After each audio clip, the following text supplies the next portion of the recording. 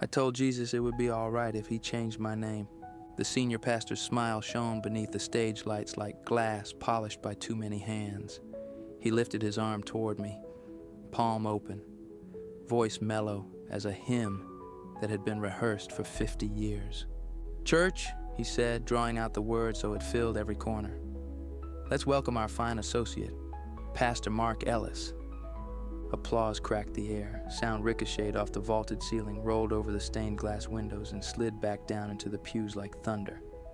The camera's red light blinked steady from the balcony. Purple choir robes shimmered as bodies shifted in the seats. The gold, piping along their sleeves, caught stray sunlight and winked like small coins.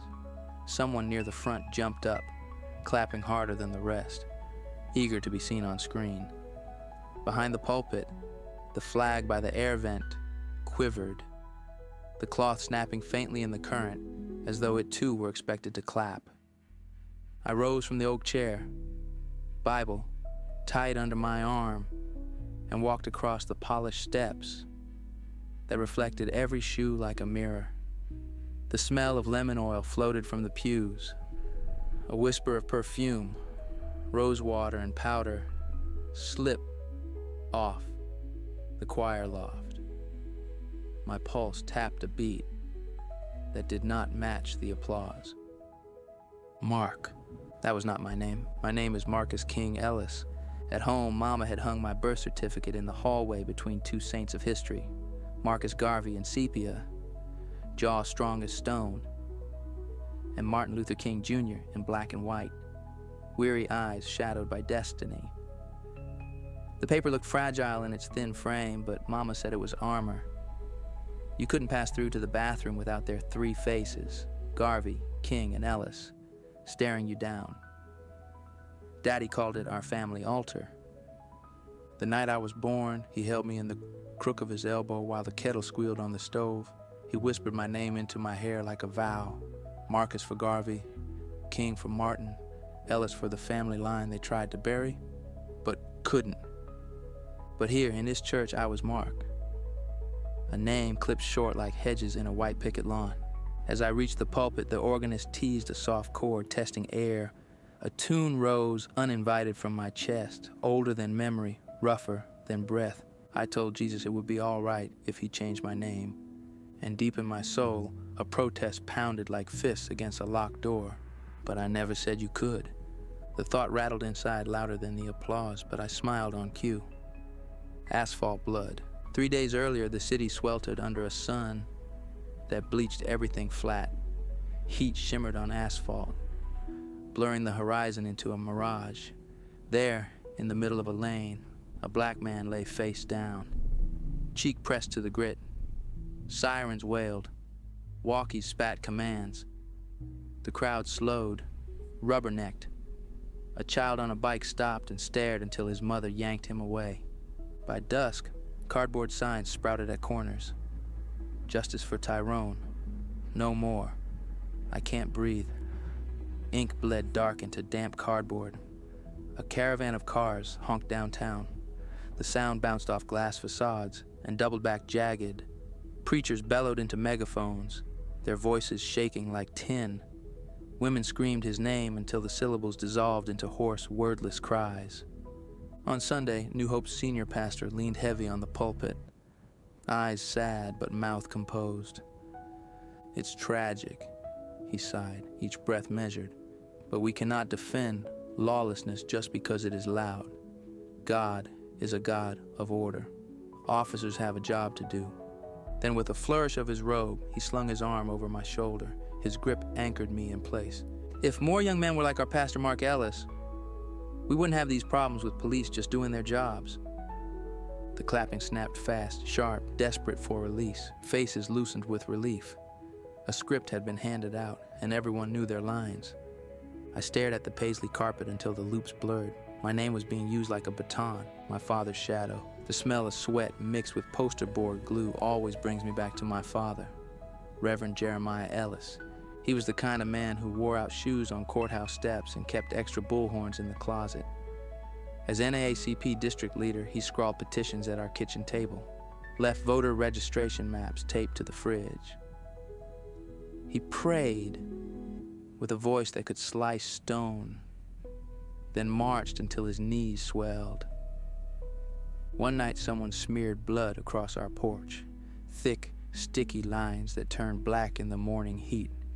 Daddy scrubbed the steps with a bucket of bleach, then bought Mama a bigger dog and another floodlight. The next evening, he printed more flyers. When I earned my license, he slid into the passenger seat, hands heavy on his knees. "Ellis men don't bow," he said, slow, clear. "We bend so we don't break, but we don't bow. And we don't hide, not our faces, not our names." At his funeral, light broke through stained glass Jesus and splashed on the casket lid in a golden oval. Women I'd never seen before gripped my hands. Their palms were damp, their voices hushed. "Marcus King, you better carry it right on." I told them I would. I told God. I told myself. Then New Hope called, and I said yes. The pastor's office. The office smelled of stale coffee and furniture polish. Flags flanked the desk, one topped with a brass eagle. Photographs lined the wall, ribbon cuttings, charity dinners, politicians smiling with manicured precision. "Son," the senior pastor said, folding his hands like a prayer, "we need you. This church needs calm, unity. We need you to remind folks to obey authority, not stir them up. Tell them to love everybody. Turn the other cheek. Keep it simple, keep it safe." He said, "Love like a leash." He said, "Cheek like surrender." I nodded, tasting chalk. Of course. He patted my shoulder. "That's my mark." 2 sermons, Wednesday night. The lamp hummed, shadows long on the wall. A moth battered the screen. The parsonage smelled faintly of coffee gone bitter in the pot. Papers sprawled across the desk. I wrote the sermon they wanted. Text, a psalm, 3 neat points, a turn to your neighbor, line, call and response spots. It even had a title bold across the page, "Ain't God Good?" It carried the rhythm of black preaching, cadence, pause, organ push, but the words never touched Tyrone's blood. No lament, no protest, just melody wrapped around silence. It was a black beat laid over an oppressive song. When I finished, I slid it into my Bible. The house groaned as the night cooled. I leaned back, eyes burning. "I'll revise tomorrow," I told myself. Sleep came heavy. The dream, the sanctuary appeared, but different. Light flared from inside the stained glass, not outside, the colors rippling like water. The baptistry stirred as if unseen feet had stepped out seconds before. Flags were gone. In the first pew sat a man with a hat and posture carved from will. He did not need to stand. "Marcus," he said, voice drumming the syllables. Not Mark, Marcus, Marcus Garvey. "You dressed their lie in our rhythm. Do you hear yourself? A nickname is a collar. Will you wear it?" My throat clamped shut. Beside him rose another figure, robe falling soft, eyes weighted with tomorrow. Martin Luther King Jr. rested his hand on the pew. "You turned the trumpet into a lullaby," he said, voice low, measured. "Neutrality has a sound, and you wrote it down." "They told me to teach obedient," I whispered. "To love everybody, to turn the other cheek." King's mouth curved sad. "Love is not anesthesia. The second cheek is resistance, not surrender. Will you soothe the guilty or free the bound?" From the second pew, a crooked tie, a scar on his thumb from grabbing a hot pan, a weary smile that still stood tall. Reverend Jeremiah Ellis. "Daddy?" "Hey, son." His eyes flicked down, up. "That suit finally fits you. It feels too tight. You thought a suit was pajamas." He chuckled. "You don't wear a name because it's comfortable. You wear it because it's yours." He leaned closer, voice dropping steady. "It's not what they call you. It's what you answer to." "They call me Mark." "And what did you answer to tonight?" Silence testified. Garvey's jaw tightened. King's eyes closed like prayer. Daddy lifted a book that hadn't been there before. Black cover, a cross, and a tree etched together. James Cone, the cross, and the lynching tree. He pressed it into my hands. "Preach this. Don't polish chains. Break them. Show them why Christ keeps showing up where breath runs short." He steadied me with one more line. I told Jesus it would be all right if he changed my name, but I will not let America change yours. Light swelled, glass trembled, water shivered. The book in my hands burned heavy.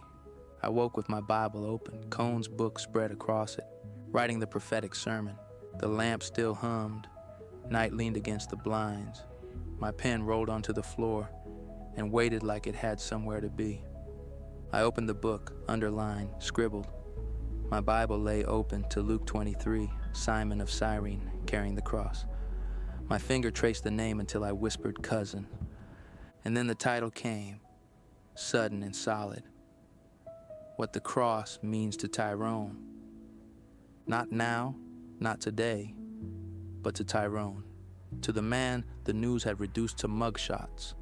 The man who bled out on the asphalt. I wrote until the lines came hot. Paragraphs setting their own bones. The safe sermon sat pale in my Bible. The new one breathed under my pen. When dawn pressed a thin blade of light under the blinds, two sermons lay side by side. The deciding moment.